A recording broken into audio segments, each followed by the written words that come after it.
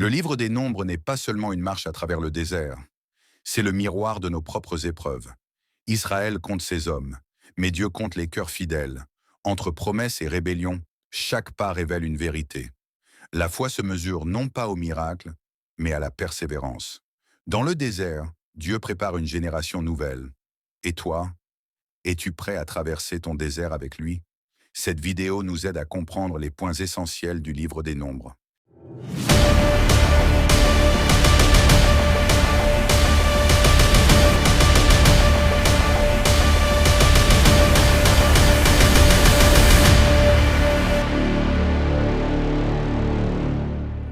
Ce quatrième livre de la Bible poursuit l'histoire du peuple d'Israël après leur exode de l'esclavage en Égypte. Dieu les a conduits au mont Sinaï, où il a scellé une alliance avec eux. Et malgré la rébellion d'Israël, Dieu a gracieusement fourni un moyen pour qu'Israël demeure près de sa sainte présence dans le tabernacle.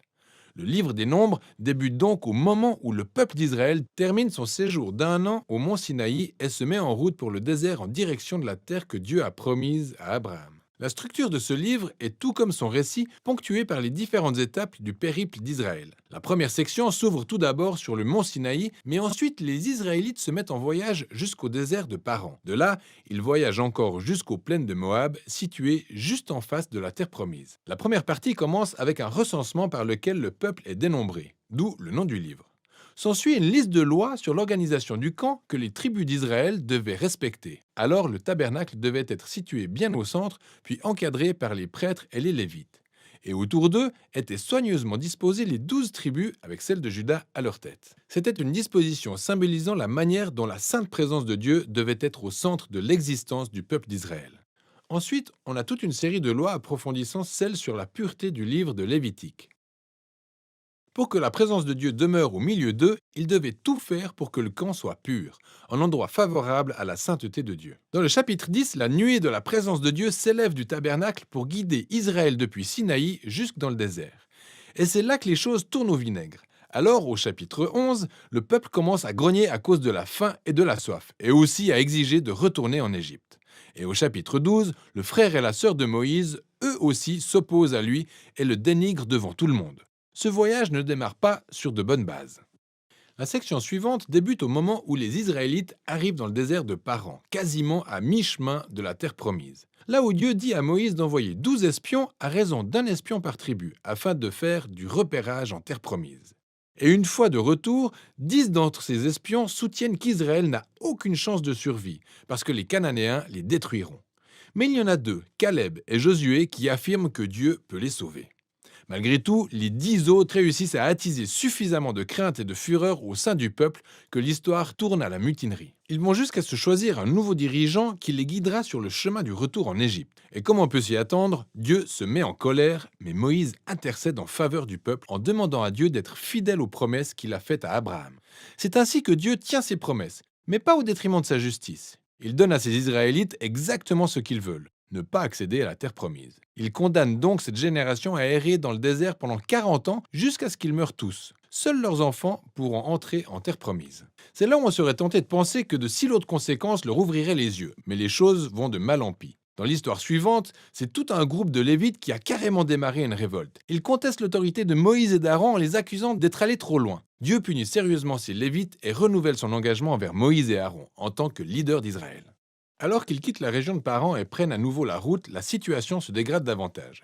Les Israélites se plaignent encore une fois d'avoir soif, au point même de demander à Moïse pourquoi il les a sortis d'Égypte.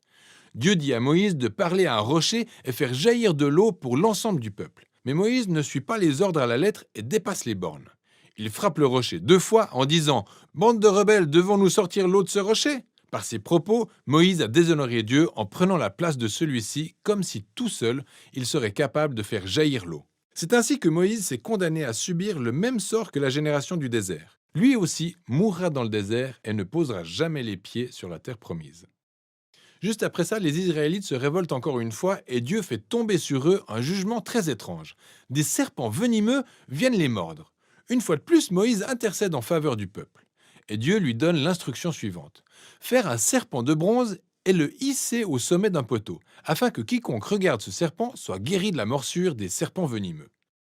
C'est un symbole très étrange, mais qui révèle la dualité propre à Dieu alors qu'il reste fidèle à son alliance. Il a raison de punir avec justice les Israélites suite au péché et au mal qu'ils ont commis.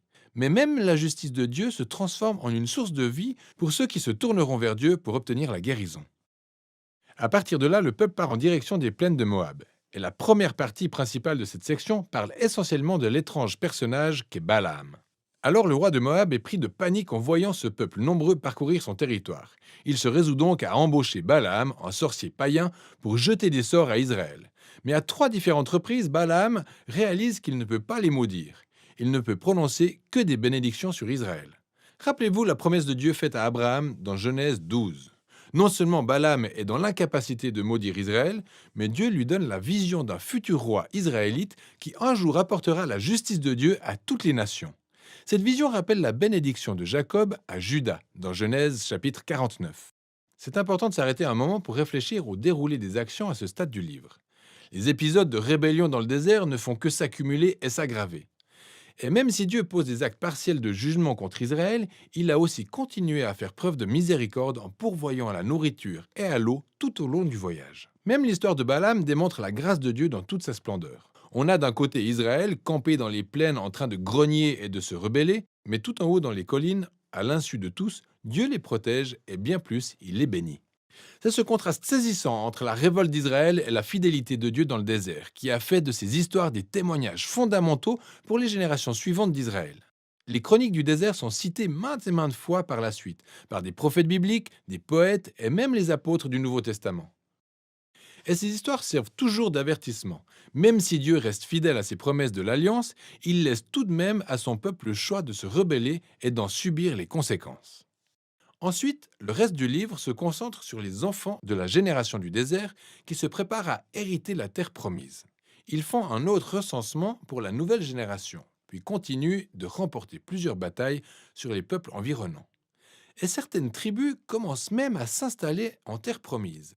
Le livre s'achève donc sur une nouvelle génération prête à conquérir la terre promise, et un Moïse qui s'apprête à prononcer ses dernières paroles de sagesse et de mise en garde. Mais pour l'heure, voilà ce dont il est question dans le livre des Nombres.